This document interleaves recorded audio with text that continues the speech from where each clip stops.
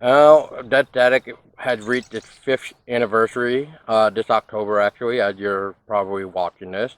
If not, yeah, the fifth anniversary came on October 27th for Dead Static, and I just figured, as my fiance and I have done a horror podcast for the last almost 3 years now, and speaking with people of directors, writers, everybody who've done their own things, one of the things that kept going is like they kept mentioning about if you have a cell phone, everybody can make their own movie. So that's what I set out to do. And what happened actually was we ended up doing a Kickstarter, which raised enough money to actually get us better equipment. So instead of filming on a phone, we ended up getting a 4K camera. The passenger Vermont Urban Legend actually came from a real ghost tale that I heard back in middle school, if not maybe a little bit of like maybe preschool or something. Just one of those stories that you would tell around a campfire. But in this case, it was just October. Everybody likes scary stories, and that's kind of how I heard of it. But it wasn't just one particular way of it. I've heard probably two or three different ways, and that's how it came to be. And one of the other things too that I will mention before I forget is the area where we filmed is also known to have this mysterious voices that can be heard over the swamp, whether it be daylight or nighttime. The cast and crew was selected because of people I've worked with. You may recognize Flora from Dead Static, who played Emily on Emily's Bridge, and she was the main character on the tale that I was even in, Pittsford Haunted House. Well, let's see here. It took probably 4 days, if not a little bit more. Editing is a whole new different story because we did have some already shot, but because we got better equipment, we had to do some more. And what I mean by more is we actually had to go back to reshoot stuff, so we had to reshoot practically everything. And as for finishing up, it took maybe a month or so. Seeing everybody doing a really great job, having their own freedom of creativity because this is for fun. This wasn't anything serious. Nobody got paid. It was all volunteer work, and that's just the way it should be. It was just pretty much friends making something spooky, and that's just the way it should be. My name is Tessa Baker, and I played the lady in white. Hi, my name is Jason Lorefice. I play the killer Brad. I'm also the author of the book Vermont Bigfoot Encounters and Beyond. So my name is Jeremy Pratico, and I played the male driver. I am Katie Kenworthy, and I am a special effects makeup artist. No, I haven't acted in anything before, but I did used to do haunted houses with my cousin Brian. I was in it for 2 years in a row. I played as a psychotic sanitarium nurse one year called Nurse Eve Bola, haha. And then the second year I participated, I was a dark occult witch named Lilith. I have, actually. You might have seen me in the Travel Channel's documentary, America's Scariest Places. They did a film segment on the Bennington Triangle. I've done a couple of paranormal documentaries along the side. So I've done a few things alongside. So I've acted a little bit before. I was on a reality show called Building Wild where they came in and built a log cabin for me, but that wasn't really acting because it was reality. But that TV show played all over the world, so I got some good exposure there.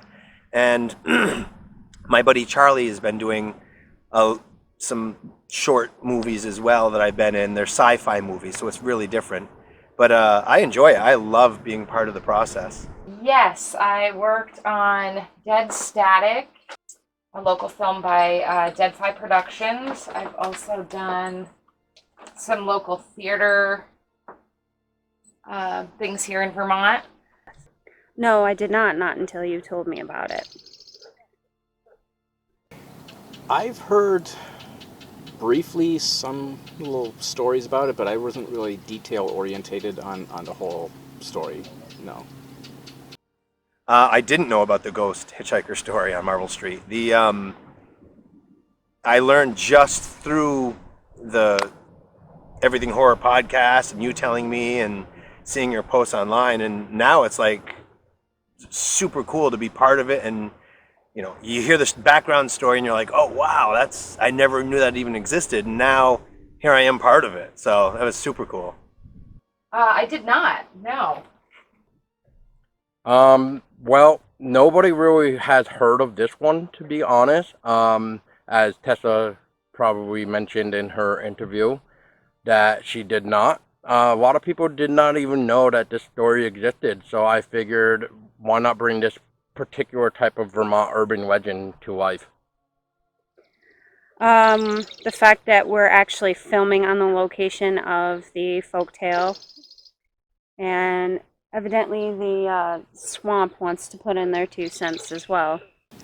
I enjoyed it. I enjoyed every minute of it. I think we did touch on the murder scene, whether it was an urban legend or if it was something that actually did happen, or whether it was a cold case file. I think we did a pretty good job. I think if you're going to film this, there's no better way to film than on location of where it happened. Like, it doesn't. Why would you record somewhere else and it wouldn't be as legit? Here, I mean, it's real. Like, I was actually looking as I was in the car driving for the ghost as we were recording. Like, hey, you never know. So it was super cool to record on location. I don't know how to answer that one.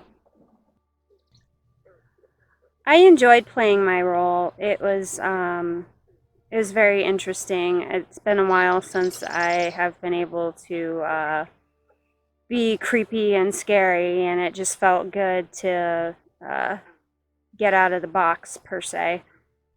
I enjoyed it. It was different.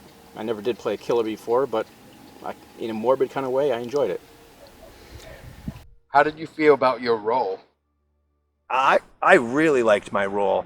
Something about being like the good guy, I guess, that that I wasn't out killing anybody, or it was just kind of cool to be like have that character that's so blindfolded and doesn't believe in any of the stuff that's happening, but then being part of it, and you can kind of see like coming around to, oh wow, he must believe now because after all the stuff he's going through, and oh wow, so that was entertaining. Pretty confident. It's always a challenge, so you never know what's going to happen. So just got to stay on your toes and take it as it comes. I feel that I did. I feel very confident in my role. I did it quite well, and it was just really fun to do. She was really fun to play, and hopefully I did her character justice. I would hope so. If I gave it any more, I'd be killing her in real life. It's so much fun. I know during recording we had a lot of laughs, and our joke between the three of us was we should be recording a comedy instead of a horror movie because we did a good amount of laughing. It was really tricky to go from being silly and laughing to being scared or confused or whatever part the role played. I'd like to think I gave my all, but overall I'm a silly person anyway, so it really takes some focus to put myself in that headspace. I like to think so.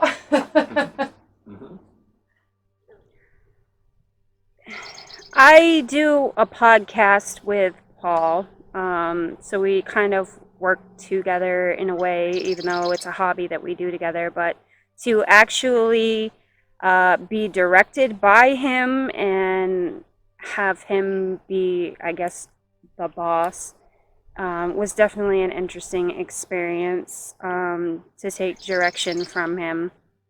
But overall, I believe he did a amazing job. Worked with him before. I think he's got some good innovative ideas when it comes to reenactments and recreations. So I've known Paul almost his entire life. So when this whole thing came up, you know, I remember him when he was a little kid playing with him, and it was just, I've loved him since then. So to come back full circle to, you know, hey, want to be in one of my short films was like, whoa, super cool. And he's so laid back and so easygoing.